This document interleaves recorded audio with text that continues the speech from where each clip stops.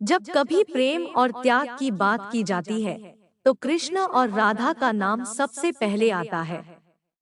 लेकिन क्या कृष्ण भक्त जानते हैं कि उनकी प्रिय राधा की मृत्यु कैसे हुई थी और आखिर क्यों श्री कृष्ण को अपनी बांसुरी तोड़नी पड़ी थी? राधा श्री कृष्ण के बचपन का प्यार थी। श्री कृष्ण जब 8 साल के थे तब से दोनों के बीच प्रेम था। राधा श्री कृष्ण के दैवीय गुणों से परिचित थी। उन्होंने जिंदगी भर अपने मन में प्रेम की स्मृतियों को बनाए रखा। यही दोनों के रिश्ते की सबसे बड़ी खूबसूरती है। श्री कृष्ण को केवल दो ही चीजें सबसे ज्यादा प्रिय थी। ये दोनों चीजें भी आपस में एक दूसरे से गहराई से जुड़ी हुई थी, एक बांसुरी और दूसरी राधा। कृष्ण की बांसुरी की धुन ही थी जिससे राधा श्री कृष्ण की तरफ खिंची चली गई।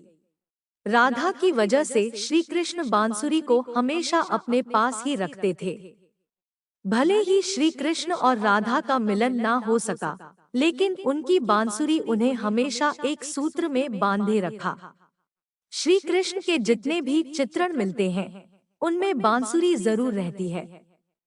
बांसुरी श्री कृष्ण के राधा के प्रति प्रेम का प्रतीक है।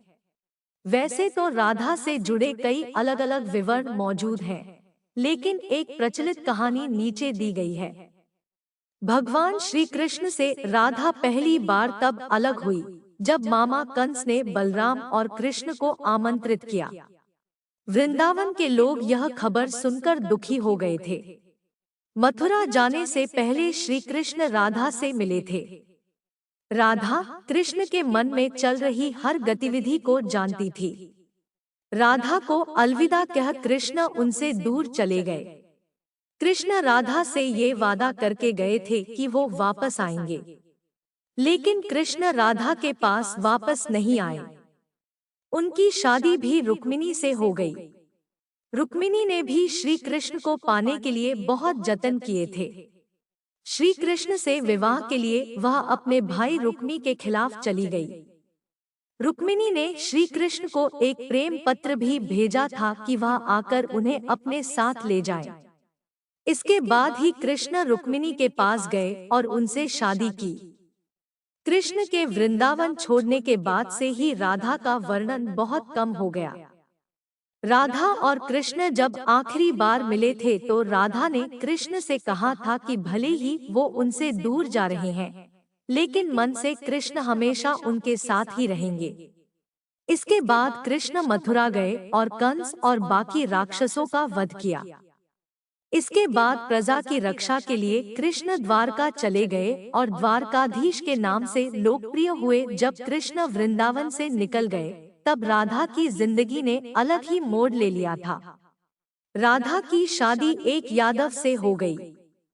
राधा ने अपने दाम्पत्य जीवन की सारी रस्में निभाई और बूढ़ी हुई, लेकिन उनका मन तब भी कृष्ण के लिए समर्पित था।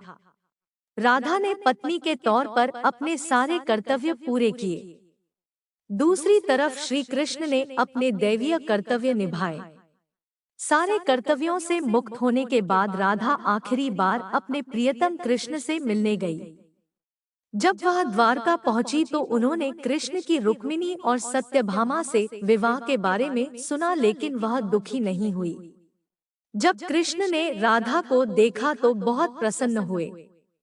दोनों संकेतों की भाषा में एक दूसरे से काफी देर तक बातें करते रहे। राधा को कान्हा की नगरी द्वारिका में कोई नहीं पहचानता था। राधा के अनुरोध पर कृष्ण ने उन्हें महल में एक देविका के रूप में नियुक्त किया। राधा दिन भर महल में रहती थी और महल से जुड़े कार्य देखती थी। मौका मिलते ही वह कृष्ण के दर्शन कर लेती थी। लेकिन महल में राधा ने श्री कृष्ण के साथ पहले की तरह का आध्यात्मिक जुड़ाव महसूस नहीं कर पा रही थी, इसलिए राधा ने महल से दूर जाना तय किया। उन्होंने सोचा कि वह दूर जाकर दोबारा श्री कृष्ण के साथ गहरा आत्मीय संबंध स्थापित कर पाएंगी। उन्हें नहीं पता था कि वह कहाँ जा रही है, लेकिन भगवान श्री कृष्ण जानते थे। धीरे धीरे समय बीता और राधा बिल्कुल अकेली और कमजोर हो गई। उस वक्त उन्हें भगवान श्री कृष्ण की आवश्यकता पड़ी। आखिरी समय में भगवान श्री कृष्ण उनके सामने आ गए। कृष्ण ने राधा से कहा कि वह उनसे कुछ मांगे, लेकिन राधा ने मना कर दिया। कृष्ण के दोबारा अनुरोध करने पर राधा ने कहा कि वह आखिरी बार उन्हें बांसुरी बजाते देखना चाहती है। श्री कृष्ण ने बांसुरी ली और बेहद सुरीली धुन में बजाने लगे। श्री कृष्ण ने दिन रात बांसुरी बजाई, जब तक राधा आध्यात्मिक रूप से कृष्ण में विलीन नहीं हो गई। बांसुरी की धुन सुनते सुनते राधा ने अपने शरीर का त्याग कर दिया। कृष्ण जानते थे कि उनका प्रेम अमर है, बावजूद वे राधा की मृत्यु को बर्दाश्त नहीं कर सके। कृष्ण ने प्रेम के प्रतीकात्मक अंत के रूप में बांसुरी तोड़कर झाड़ी में फेंक दी। उसके बाद से श्री कृष्ण ने जीवन भर बांसुरी या कोई अन्य वादक यंत्र नहीं बजाया।